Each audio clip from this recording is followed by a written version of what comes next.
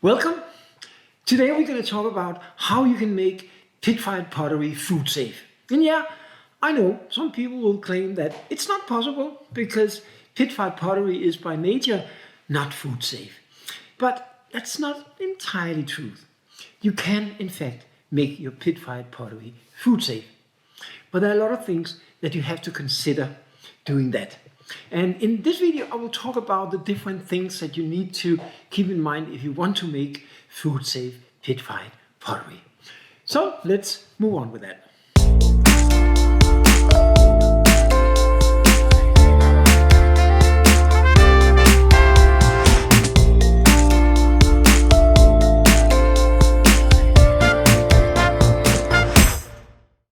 Before we move on with how you actually make your Pitfire Pottery food safe, I want to discuss the general concept of food safety a little bit.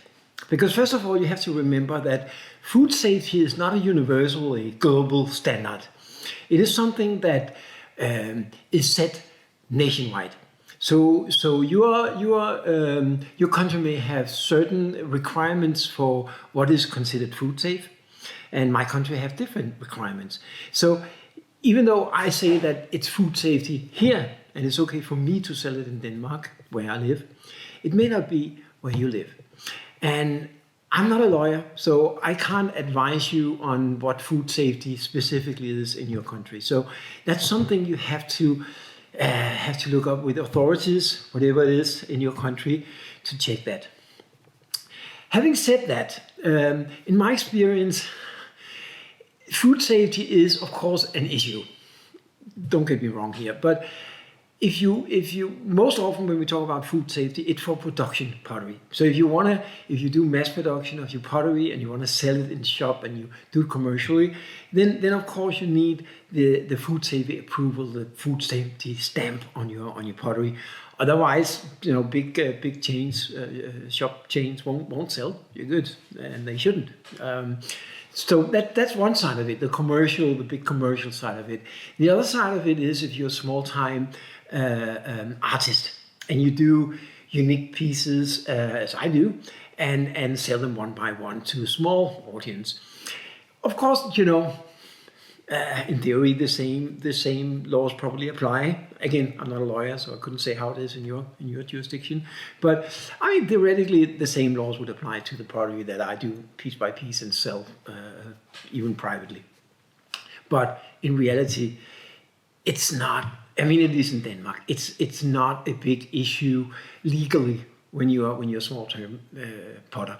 Again, I'm not a lawyer. It may be very different in your jurisdiction, and they may be hunting down little potters where you live. So don't take this as a specific advice about how you should do things. And of course, I still think we shouldn't kill our clients. So we should take food safety serious. But it's just put it into a sort of perspective. It's called. Another thing to consider in food safety is what kind of food you store in your pot and how frequent you're going to use it. If we take, for example, the Japanese tea ceremonies, as I understand it, I'm not an expert in Japanese culture, it's an infrequent ceremony. So it's not something you do 5 times a day, something you do on occasions. They use these little raku-fired cups. And I don't know in Japan if it's considered food safe or not, but I do know for a fact that in Denmark, and I think most of Europe, maybe even the US, raku-fired pottery is not considered food safe. But does it kill them? I don't think so. I mean, Japanese people get really old and they've been using these teacups for centuries, millenniums maybe even. So if it's like an infrequent use, yeah, maybe, strictly speaking, it's not food safe, but it's probably not going to kill you either. For me, I have been doing these Pitfired bowls for a long time, and even before I started using food safe sealant, I've been using them to serve certain kind of things. For example, if it's bananas, or oranges, or avocados, anything basically that have a thick skin that you peel off before you eat the inside, personally, I wouldn't be afraid of it. This is more of a practical food safety advice. It's not legal advice. If you want to commercialize your pottery, then of course you need to look at the legal aspects. In the other end of it, if you want to use a bowl for a salad with citric dressing, then you're more likely to run into problems. You can also do that with glazes that leach from the acid, or if you use if you make a small jar for pickled vegetables with a lot of acid in, that can also extract chemicals that you don't want in your food. So consider what you're going to put in, and consider how frequent you use it and how long you're going to store it. Because putting a couple of bananas in this bowl, putting it on the table, eating it after dinner, I'm pretty sure that's not going to be dangerous. Anyway, having said that, there's a number of things that comes into play when you want to do food safe pitfired pottery. And let's just talk about the reasons why, as default, it's not food safe. There are two main reasons. One of them is that because pit-fired pottery is not fired to a very high temperature, you typically biscuit to 900 to 1,000 degrees Celsius. I don't know exactly what that is in Fahrenheit, but I'm thinking you can recalculate that. And then in the pit, it's often not much more than that. So anywhere between 700 and 1,000 degrees if you're really lucky, but not more than that. So that means that the clay is not fully vitrified. And so it's sort of porous. And that means that not only water, but also bacteria can hide in those little, very tiny little cracks. And that bacteria can grow, and then it moves on to the next food you put in it. That's not good. That alone doesn't make it food safe. That's why we like the glazed pieces, because it's like a glass surface. And that you can wash completely. There's no little cracks where bacteria can hide. The other thing that influences the food safety is whatever materials we use in the pit fire, and whether or not it can leach into the food. You can also have leaching in glazed ceramics. That's why we don't use lead anymore. That's why there's a lot of chemicals that we used to use. Uranium was used, highly toxic. And there's a lot of materials that potters used to use way back that we don't use anymore for that specific reason. And there are also glazes that is not considered food safe. Even if you fire them to a high degree and they have this glassy surface, they can still leach some dangerous chemicals into your food. So you can't use them for food. You can still use them for decorative pieces. But with pit fire, we don't have that glaze layer. So whatever materials you have used, if it's not protected otherwise, it can very easily leach into your food. And so if you're using cobalt and copper and lots of other materials, it's obvious that's not very good to get in your food and get in your body. That's just not good. So that's the other thing. So in order to make your pitfired pottery food safe, first of all, you need to use materials that is not toxic. And there's a lot of materials you can use that is not actually toxic. You can use salts, you can use organic materials, leaves, nuts, and all kinds of combustibles that is not in itself toxic the way that cobalt and copper and stuff like that is. So that is the first step.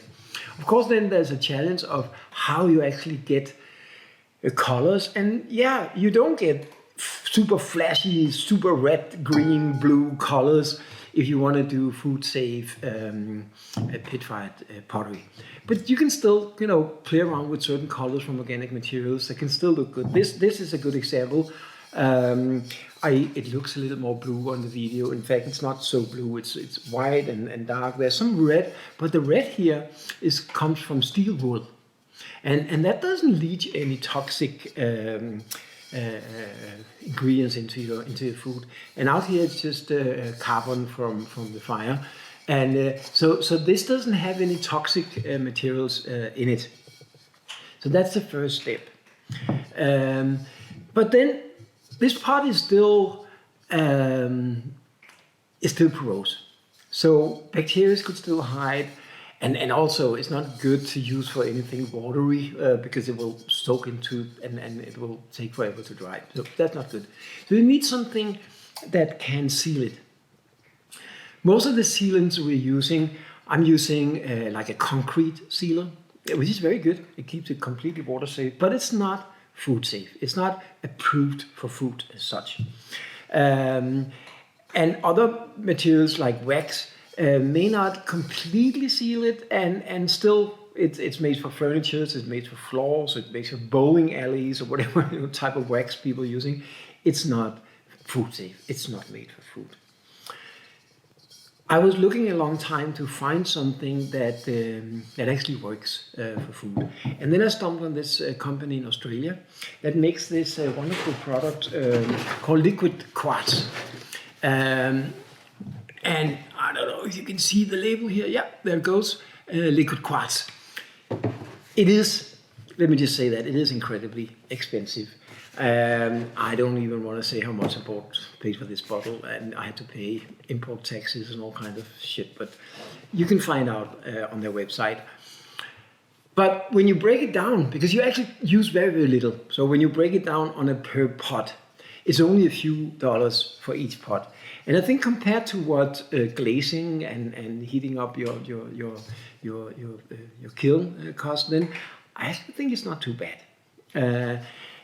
So I bought it anyway. I put this into smaller bottles, my expensive gold.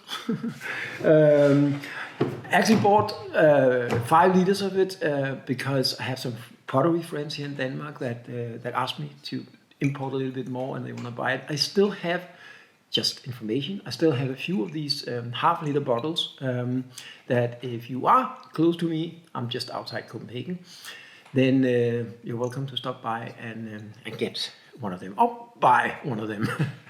It is expensive. Anyway, this liquid quartz is a nanoparticle product, meaning that it's very, very, very, very small particles of quartz. Quartz in itself is not a toxic ingredient, but the thing about this is that the particles are so small that they actually go into the pores of the porous ceramics that comes out of your pit fire, and it completely seals it off. And it is very easy to apply, and I'm just going to show you that. So I'm just going to get a couple of ingredients to do that. There are many ways that you can apply the liquid quartz. You can pour it, you can dip it, you can brush it on, which is what I'm going to do today. The good news is that you can't apply too much, because when you apply it, and you will see that when you do it, it instantly seals the holes and make it waterproof. So when you apply more, it just glides off. So it's not like a paint or something where you can apply too much and then it peels off or something. It doesn't. I mean, it soaks in whatever it needs to close the holes, and then nothing more will soak into it. So it's actually very, very easy. I have this bowl. It may not be the most elegant, but at least it's in one piece, and there's no toxic elements in this. So I'm going to apply the liquid quartz to that. The reason that I put it into this bowl is, as I said, it is very expensive.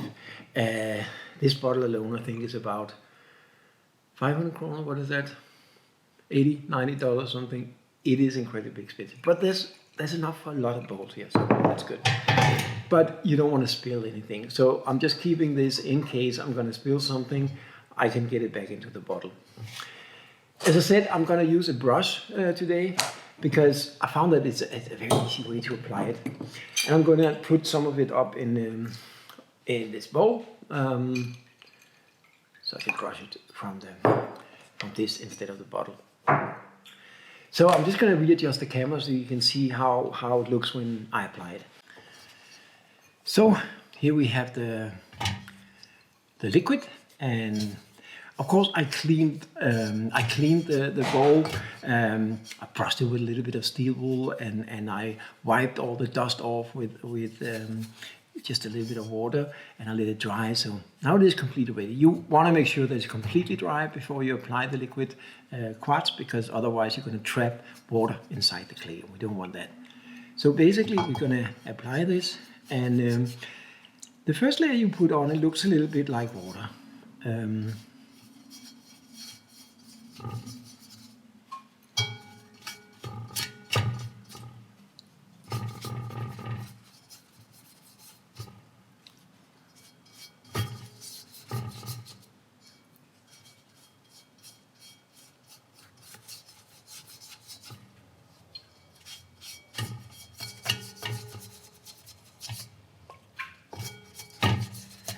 But now, you see, now we actually have the first layer on, and it's soaked into it. So now when you see, when I'm trying to apply more, I hope you can see it on the video, but as I'm trying to apply more, it just rolls off, because now the little pores have been closed off, and it just doesn't take any more in. So whatever I apply now is just going to float down to the bottom of the bowl. So you can go over it a few times just to make sure that you didn't miss any spots, because again, you're not going to apply too much, you're not going to waste anything. Of course, if you're going to do a lot of pots, it may be easier to just dip it. But I think, you see, it's just rolling off. It's quite funny. And as you may also see, it didn't do anything to the surface. It's completely transparent. There's no smell to it, I can tell you. You can't see on the video, but there isn't. And it just doesn't do anything. So, there you go. Now, I'm sure there's nothing left. I'm just gonna use the brush and check down this the last drips that we have here. So there was a little bit left. I'm just gonna pour that back into my bowl here. The expensive drops, and I'm gonna put that back in the bottle. And now I'm just gonna let it dry, and then. In a few moments, it will be ready. So now the bowl have dried. And I don't know if you can see it, but there's nothing to see. As I said, it doesn't change the surface at all. It's not any more smooth or any more anything. It basically looks and feels exactly the same. The only difference is now it's waterproof and it's food safe. So let's try and see how to react when we put, for example, water into it. And I hope that you can see it if I do it like that. Yeah.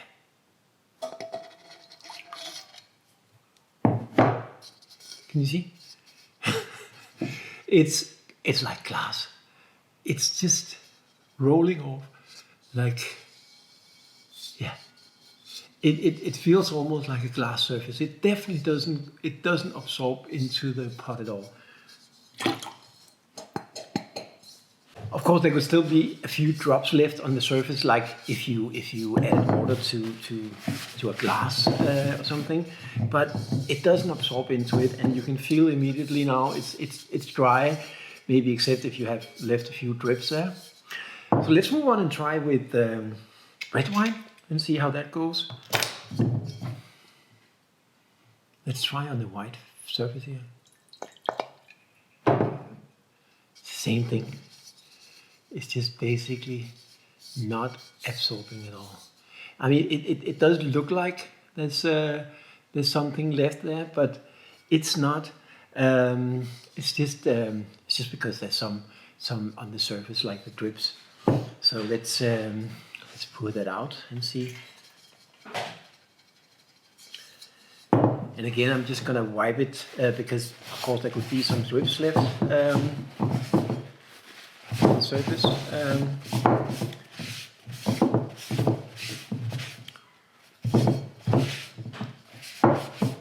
I think I got the left of it. And as you see, there's nothing. It's exactly the same color as it was before. It's not absorbing into the pot. Let's just try with one more test. Some olive oil, greasy stuff. That should reveal if there's anything. But again, I don't know how much you can see it here. It's just peeling off. It's not absorbing into the clay. It's just, it's a small amount of olive oil. Oil is now, with the crisis and everything, very expensive. So don't want to waste too much. But it's just peeling off. And again, let's just pour it out. And wipe it off. And of course, again, if there's any drips of oil left, that will of course be there. Just the same way it would be there if it was glass or a glazed surface. But now I took it away. And as you see, there's nothing. It doesn't leave anything in the bowl. I would say this is a food safe pit-fired bowl. You may disagree, but that's what I think it is. Now, the surface here is still sort of matte. I have experimented a little bit because, of course, you could then apply something on top of this. I mean, you have sealed the porosity of the pot now, the bowl. You could use a wax or something, but then that have to be food safe. So it needs to be a wax made for kitchen tables, for example. I think that would work because that is, approved for food safety. Or something, that have no toxics, maybe some bee wax or some organic material, something. I can't advise you on that right now. I have tried different things, but I think it's safe to say that you could add something, and that wouldn't kill the purpose of the liquid quartz, because that will still be down there closing the hole. As you may notice, I didn't apply anything to the outside because I'm not going to put food on the outside. So on the outside, I'm just going to use my normal, I think I'm going to give it a wax. I use this Renaissance wax when I want it to be a little bit shiny, and I think I want for this one. So I'm going to give it a layer of that. I don't think the Renaissance wax is approved for food, but again, it doesn't matter on the outside. I could give it liquid quartz on the outside too. I don't know. It's I just didn't want to waste my expensive drops of liquid. I haven't tried it yet, but the company in Australia that makes it have been doing dinnerware for restaurants since 2014 using liquid quartz. It is approved for food in Australia, and that approval is also approved in Europe. So again, I don't know for the rest of the world, but at least here in Australia. One thing that surprised me that they told me is that they actually, the restaurants using this, put it in dishwashers. And I was like, what? I mean, it's a low-fire pottery. Can you really put that into a dishwasher? But they do, and they've been doing it for almost 10 years now. And I mean, for any kind of tableware to last for 10 years, that's incredible. So I'm not sure if I dare to try that, but I should. Maybe you should. Worst thing that can happen is that it somehow breaks. But anyway, I think it's a good result. So all in all, yes, you can make food safe pit-fired pottery. There are some requirements, and of course you should always check with your local legal entities, whatever that is. I hope you enjoyed it, and if you did, please subscribe, write a comment, even if you disagree, that's okay. Share, whatever. And I hope you come back again. See you soon.